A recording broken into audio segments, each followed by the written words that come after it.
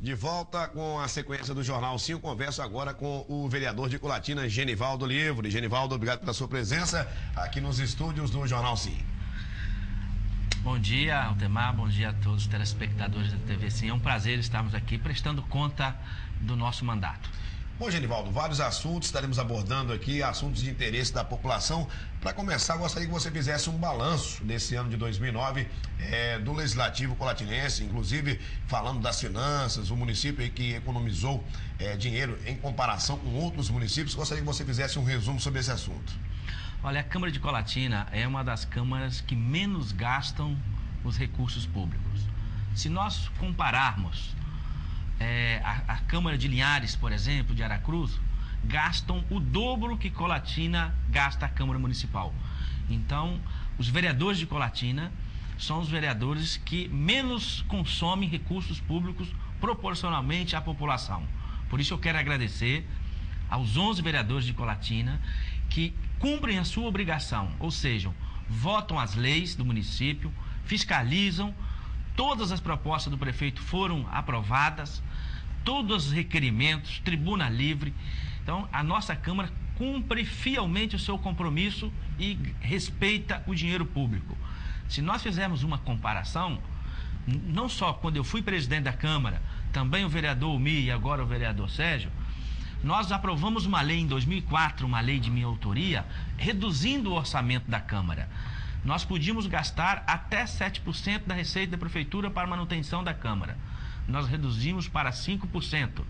Então, a partir de 2005 até o final desse ano, 2009, nós fizemos uma projeção e já deixamos de ser enviado ao Executivo quase 8 milhões de reais. Em 5 anos, esses 8 milhões ficaram tudo no cofre do Executivo.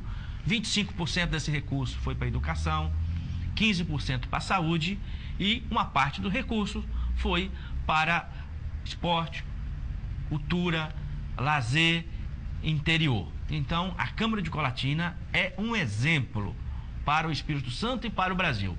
Reduziu o orçamento. Se nós levássemos em conta os 8 milhões na redução do orçamento, mais o que foi devolvido, isso passa de 10 milhões. Então, é por isso que eu estou aqui parabenizando a Câmara de Colatina, aos 11 vereadores, porque isso não é função do presidente ou de um ou de outro vereador. Uma lei vale quando todos aprovam. Então, é a iniciativa da Câmara. Porque muitas vezes a Câmara aparece só os fatos negativos.